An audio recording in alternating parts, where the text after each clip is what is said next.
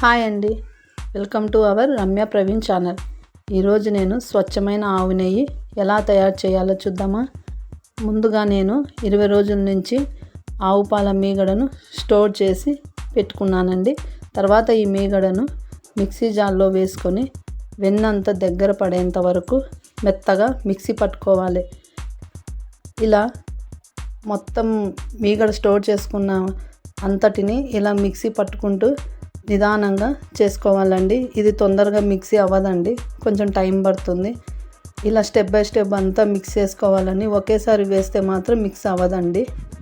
ఇలా అంతా మిక్స్ చేసుకున్న తర్వాత చల్లని ఐస్ వాటర్తో పోసుకొని శుభ్రంగా వెన్నని కడుక్కోవాలి.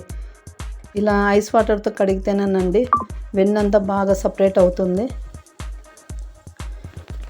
ఇలా శుభ్రంగా కడుక్కున్న వెన్నని మరోసారి ఐస్ వాటర్తో చాలా శుభ్రంగా కడుక్కోవాలండి. ఇలా కడుక్కుంటేనేనండి నెయ్యి ఎన్ని రోజులైనా నిల్వ ఉంటుంది, లేదంటే తొందరగా పాడే అవకాశం ఉంటుంది.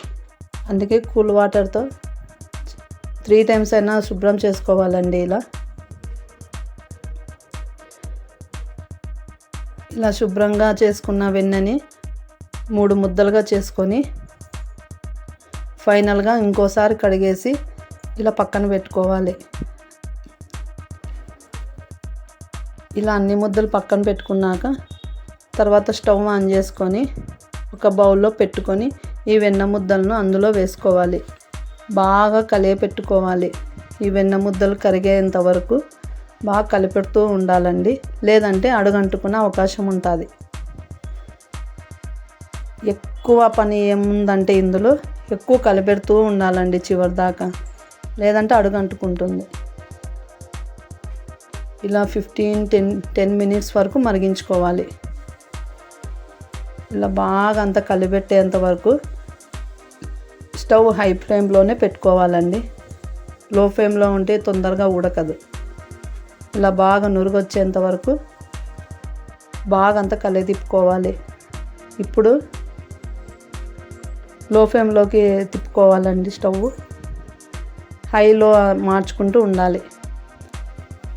ఇప్పుడు ఇది ఉడికిందని తెలిసాక చివరిగా తమలపాకు వేసి బాగంతా కలిపెట్టుకోవాలండి. తమలపాకు లేకుంటే కరివేపాకన్నా వేసుకోవచ్చండి, అది మన ఫ్లేవర్ బట్టి ఉంటుంది. ఇలా అంతా నెయ్యి సపరేట్ అవ్వాలి చూడండి. ఇలా అంతా నెయ్యి సపరేట్ అయితే నెయ్యి 90% ఉడికిందని అర్థం. ఇలా బాగా లాస్ట్గా ఒక పొంగు వచ్చేంత వరకు బాగా కలిపెట్టుకోవాలి. ఇలా అంతా కలిపెట్టుకున్నాక నెయ్యి అంతా అయ్యిందో లేదో చూడాలంటే అడుగునున్న గసం తీసుకొని బ్రౌన్ కలర్ వచ్చేంత వరకు ఉడికించుకోవాలండి. ఇలా బ్రౌన్ కలర్ రావాలండి. ఎందుకంటే స్టవ్ ఆఫ్ చేసుకొని బ్రౌన్ కలర్ వచ్చాక స్టవ్ ఆఫ్ చేసేయాలి, లేకుంటే అది చల్లారేలోపు ఇంకా మాడిపోయే అవకాశం ఉంటుందండి. అందుకే బ్రౌన్ కలర్ వచ్చాకే స్టవ్ ఆఫ్ చేయాలి. ఇప్పుడు ఒక బౌల్లోకి తీసుకొని వడగొట్టుకోవాలండి. అంతేనండి, ఎంతో సింపుల్గా టేస్టీగా గుమగుమలాడే హోమ్మేడ్ నెయ్యి రెడీ అండి. ఇలా మనం నెలకు ఒకసారైనా చేసుకుంటే చాలా బాగుంటుందండి. ఓకేనండి, మన ఛానల్ని ఎవరైనా సబ్స్క్రైబ్ చేసుకోకపోతే ప్లీజ్ సబ్స్క్రైబ్ చేసుకోండి. ఓకే, బాయ్ అండి.